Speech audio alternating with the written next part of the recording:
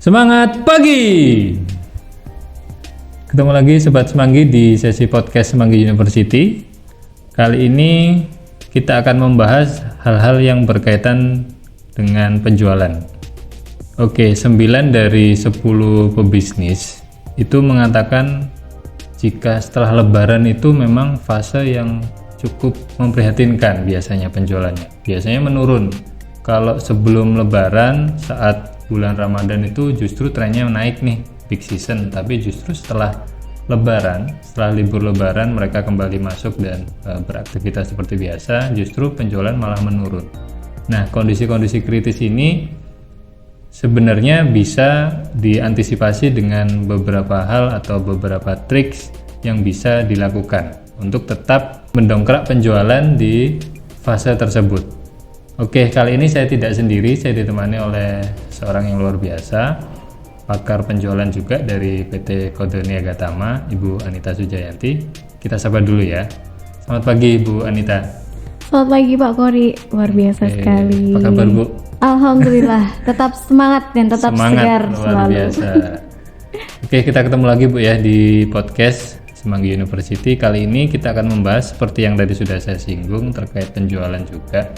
Nah, banyak dari pebisnis itu yang memang menyampaikan fase setelah libur lebaran itu justru penjualan mereka menurun, Bu. Nah, kondisi seperti ini tuh sebenarnya bisa nggak Bu sih misalkan apa ya, kita coba gali lagi strategi seperti apa yang bisa kita lakukan. Nah, mungkin Bu Anita bisa sharing Bu, mungkin menurut pengalaman Ibu atau dari ilmu yang sudah Ibu pelajari, seperti apa Bu strateginya untuk mengantisipasi hal ini? Luar biasa nih Pak Kori, lagi lempar pertanyaan yang menurut saya sangat relate ya. Sangat relate karena habis ini juga lebaran dan Betul. akan melewati fase setelah lebaran gitu ya Pak Kori ya. Oke, namun izinkan saya untuk mensapa dulu semua sobat pendengar podcast Semanggi University. Ketemu lagi dengan saya Anita Sujayanti dan terima kasih Pak Kori. Kita akan ngebahas tentang bagaimana strategi yang cukup efektif untuk kita ambil, di mana 9 ya Pak ya, 9 jadi 10 pembisnis jadi setelah kita lakukan diskus ya, itu hampir menyampaikan penjualan turun after lebaran. Ya ini bicara tren ya Pak Kori ya. Betul, bicara tren dan kebanyakan orang memang itu terjadi, itu tidak bisa dihindari, namun itu bisa diminimalis Pak Kori. Jadi sekali lagi, tren itu tidak bisa dihindari, tapi bisa diminimalis. Adapun bisa dihindari, tapi pasti harus out of the box ya. Bisa jadi bisnisnya itu harus di luar dari kebiasaan yang dilakukan gitu. Tapi kita lebih ngebahas tentang agar kita tidak terlalu signifikan perubahannya, perolehannya terhadap tren yang terjadi.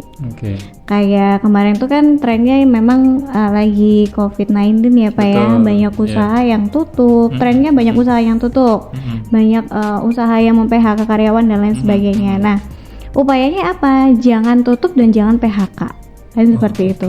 Nah, seperti halnya kok lebaran ini ya. Ini pengalaman kita ya Pak ya. Pengalaman saya bersama dengan tim. Ada beberapa hal yang boleh dikatakan kita ambil start awal dibandingkan kompetitor gitu ya. Kayak misal yang pertama nih, yang paling cukup signifikan itu ya kita melakukan gerilya dari lini teratas sampai terbawah Pak. Gimana itu? Yang dimaksud gerilya itu seperti ini. Kita semua tahu ya, kalau penjualan itu ya udah, itu tugasnya seorang sales gitu ya. Tapi kalau di tempat kami, di mana bagaimana untuk menghadapi tren yang udah udah jadi momok kebanyakan bisnis. Nah, ini sudah tidak bisa mengandalkan seorang sales lagi. Hampir semua posisi juga melakukan fungsinya sebagai penjualan. Mereka juga nawarin dan mereka juga melakukan kegiatan mempromo, mengenalkan produknya, apa yang kita jual, seperti itu. Jadi hal yang paling cukup bisa dilakukan adalah ini bukan tanggung jawab sales aja. Kalau tidak ingin kita tergerus oleh tren, ya semua ikut berjual. Jualan maksudnya, semua ikut jualan. Misal contoh, bagaimana cara jualannya seorang delivery gitu ya. Seorang delivery itu jualannya cukup ini sih Pak, cukup paling mudah kok saya pikir. Saat dia melakukan delivery barang atau saat dia melakukan operasional pengiriman, dia juga bisa sembari memberikan brosur. Nah, atau mungkin adanya tambahan add-on di boxnya, kayak misal ada tuh ya Pak ya, sering kita lihat ada iklan di dalam box pengiriman gitu. Iya, betul. Butuh ini dan lain sebagainya, itu kan dia menempatkan posisi di mana banyak orang yang memungkinkan mengakses untuk melihat iklan itu. Kemudian dari segi keuangan, nah dari segi keuangan pun sebenarnya juga bisa melakukan promosi. Oh bisa sekali, tentunya dengan kolam atau wadah sesama seorang finansial, supaya apa? Supaya pembicaraan dan relation itu jauh lebih enak gitu, karena memang kita bicara sesama nice-nya kita. Tuh. Jadi benar-benar turunkan semuanya, nggak cuma sales aja. Itu poin yang pertama. Terus kemudian poin yang kedua, tentunya habis libur lebaran kan mesti ada ini ya Pak ya, periode tertentu gitu ya. Nah kita nggak bisa ngehabisin periode itu. Jadi di saat kompetitor atau opportunity yang lain tuh close, pembeli tuh akan tetap ada Pak, walaupun jumlahnya sedikit. Tinggal pertanyaannya, pembeli ini mau lari kemana kalau semuanya tutup? Iya betul. Nah akhirnya kita mencoba mengcapture, apakah kita open lebih awal ataukah kita mencoba untuk menyediakan akses mudah terhadap pelanggan ini. Akses mudah seperti apa Bu Nita? Ya biasanya kita cuman jualan atau transaksi itu dilakukan di toko secara offline gitu ya. Mungkin kita mulai ngerambah dunia online, di mana dunia online itu kan bisa diakses di mana-mana Pak Kori. Seperti itu. Oke, menarik banget sih Bu. Kalau tadi di 2 poin awal yang Bu Nita sampaikan, yang pertama mungkin semua lini ya ikut bergerak ya. Nah ini menarik karena memang kayak contoh seorang sales itu kan memang tugasnya memang berjualan ya Bu ya. Benar. Jadi memang dia dibekali oleh kemampuan ya bagaimana caranya menjual barang, produk, terus juga bagaimana meyakinkan orang. Tapi beda halnya dengan kayak contoh tadi disebutkan seorang delivery yang dia hanya tugasnya ya saya cuma taunya ngirim. Nah kalau misalkan customernya pun saat dikirim nih dia juga membagikan brosur, kalau ada pertanyaan lebih lanjut gimana tuh Bu? Nah itu pertanyaan yang menarik ya Pak. Tidak semua orang paham pentingnya sebuah CTA, call to action gitu ya. Terkadang hanya bawa brosur aja, lupa. Misal ternyata brosur itu ya harus include kontak person yang bisa dihubungin siapa, seperti itu. Terus kemudian kalau kita pasang iklan dan lain sebagainya itu harus user interface-nya itu gampang dan user experience itu berkesan. Jadi ya memang kita harus perhatikan detail terkait UI UX-nya, CTA-nya, supaya seorang delivery tidak akan punya kemampuan sangat spesifik untuk menjelaskan satu produk. Tapi paling tidak beliau bisa menyarankan kalau ingin informasi lebih lanjut silakan ke sini. Diarahkan ke salesnya ya. Betul. Oke, menarik banget sih Bu.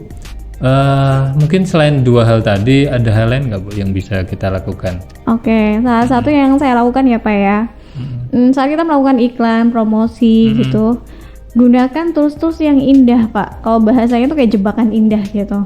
Jebakan indah gimana? Jebakan indah banget. Menarik kayaknya. Yang bikin konten, yang talentnya, kemudian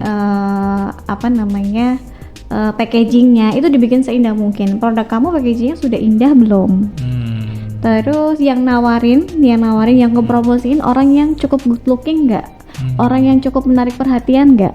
Kalau yang nawarin itu ternyata biasa-biasa aja atau bahkan komunikasinya kurang bagus, pasti nggak menarik Pak. Produknya bagus, tapi yang talent atau artisnya itu grade-nya grade C misal, ya at least orang nggak cukup tertarik. Siapa ini yang ngomong, aduh produknya udah bagus tapi yang nyampeinnya ke klien itu nggak bagus. Nah ini juga bahaya. Kami menampaknya seperti jebakan indah Pak. Jadi bagaimana cara menarik perhatian customer Bu? Betul. Kenapa disebut jebakan Bu Nita? Ya goalsnya ya kita ingin di order gitu. Iya betul. Dijebak dulu yang indah-indah, nanti ujung-ujungnya harapannya Bapak Ibu yang melihat program kami ini langsung beli, seperti itu. Berarti kalau misalkan memang di tim kita belum ada seorang talent yang menarik dengan kemampuan komunikasi yang bagus, berarti memang diarahkan untuk ya kolaborasi Bu ya dengan Benar. influencer atau kayak gimana? Benar gitu ya? sekali Pak, benar. Saya sepakat sekali dengan Pak Kori. Di era saat ini ya, kalau misalnya marketing itu sudah menyentuh ke marketing 4.0 atau 5.0, itu kita nggak bisa mengandalkan tim kita aja. Gitu. Jadi kita harus kolaborasi. Nah, itulah gunanya keberadaan influencer ini, Pak. Yang awalnya kita cuman oh ya udah paling dia cuman konten biasa untuk kepentingan pribadi, tapi ternyata follower yang dimiliki oleh para influencer ini cukup powerful. Artinya kan dia memiliki massa ya, Pak ya. Massa yang bisa dia pengaruhin karena memang dia dianggap sebagai seorang idola seperti itu. Iya, memang kayak contoh sekarang banyak influencer baru yang muncul setelah eranya 4.0, 5.0 ini Bu ya. Jadi nggak hanya, kalau dulu kan memang ya hanya itu aja tuh influencernya, bahkan ya hanya artis ini kita bilang yang bisa berperan sebagai influencer atau bisa dibilang brand ambassador kayak gitu. Tapi sekarang di level lokal pun sudah banyak bermunculan dan itu tidak bisa dikesampingkan karena efeknya ternyata cukup bagus loh Bu. Iya, benar. Saya sepakat sekali tuh Pak. Artinya kalau kita dulu mengartikan seorang artis itu ya udah papan atas gitu ya. Dia bisa dilihat di sponsor, di sinetron, dia punya talenta nyanyi dan sebagainya. Tapi ternyata seiring dengan pertumbuhan saat ini nggak seperti itu Pak. Bahkan mohon maaf nih, saya bicara dia tidak punya profesi sebagai content creator gitu ya. Apa yang disajikan itu adalah relate dengan kehidupan sehari-hari. Ternyata justru itu yang lebih powerful untuk mengundang seseorang untuk memfollow. Artinya ada kesamaan yang sama antara konten yang diangkat dengan kehidupan sehari-hari. Ini yang jauh lebih powerful. Kalau misalnya paling banyak nih Pak ya, yang saya lihat tuh konten-konten yang berbau kayak galau-galau gitu kan, udah usia yang apa ya, usia yang banyak sekali, mulai dari muda tua itu galau ada gitu kan. Nah, apakah kita mau capture orang yang galau? Tidak. Yang kita capture adalah masanya. Jadi dia memiliki masa dengan interval usia muda maupun tua, otomatis kan apa ya, kolamnya juga lebih besar gitu. Betul. Iya, dan itu tidak serta-merta apakah dia seorang artis yang sudah tampil di layar kaca atau seperti apa? Enggak juga. Bahkan enggak sedikit dari upayanya dia locally, dia bisa up to national. Seperti itu. Jadi memang powerful sekali sekarang influencer daerah itu Pak Kori. Betul, iya. Karena memang kayak contoh mungkin kalau di tempatnya Bu Anita juga kan cabangnya banyak Bu ya. Mungkin juga memanfaatkan hal itu Bu ya, di daerah juga ada kayak gitu ya. Benar. Sosial media kami itu lebih kami peruntukkan sebagai media informasi sebenarnya Pak Kori. Yang notabene siapapun bisa mengkonsumsi. Jadi kita tidak melulu berbicara tentang AIDS. Seperti itu. Iya, menarik banget sih Bu. Jadi tadi ada 3 poin ya yang disampaikan ya Bu ya. Mungkin ada lagi Bu selain 3 itu, atau mungkin 3 itu sudah cukup powerful? Sejauh ini itu yang konsisten kita lakukan ya Pak. Kita tidak bisa menghindari sekali lagi, tapi kita bisa meminimalis.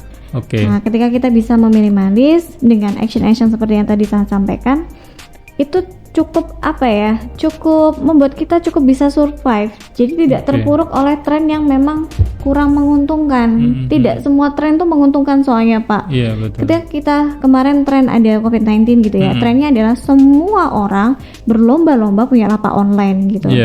Nah, ternyata tren ini hanya bertahan ya 2-3 tahun, 5 tahun gitu ya. Tapi asal Pak Kori tahu gitu, yang saya rasakan mungkin di awal ini cukup menggoda penjualan secara online, tapi untuk saat ini ya kita harus realistis ya. Cuan yang kita bagi cukup besar dengan provider penyedia jasa layanan online tadi gitu loh. Nah, apakah ini cukup oke? Terlebih lagi nasib usaha kita titipkan ke vendor lain atau provider lain. Nah, ini yang harus jeli dan bijak menangani suatu tren, apalagi tren dalam berbisnis. Iya betul.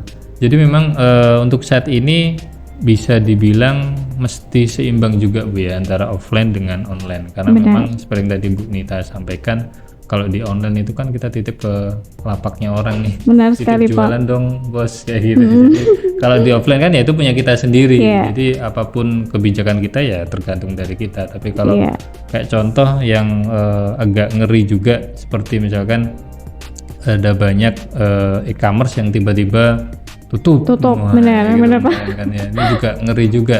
Saat kita sudah invest cukup banyak di sana, toko kita juga sudah besar, tiba-tiba tutup, itu kan juga kita nggak bisa apa-apa lagi gitu kan, itu punya orang gitu. Ya, karena memang ya itu tadi di awal kita harus memahami dan menyadari kalau usaha kita titipkan ke orang.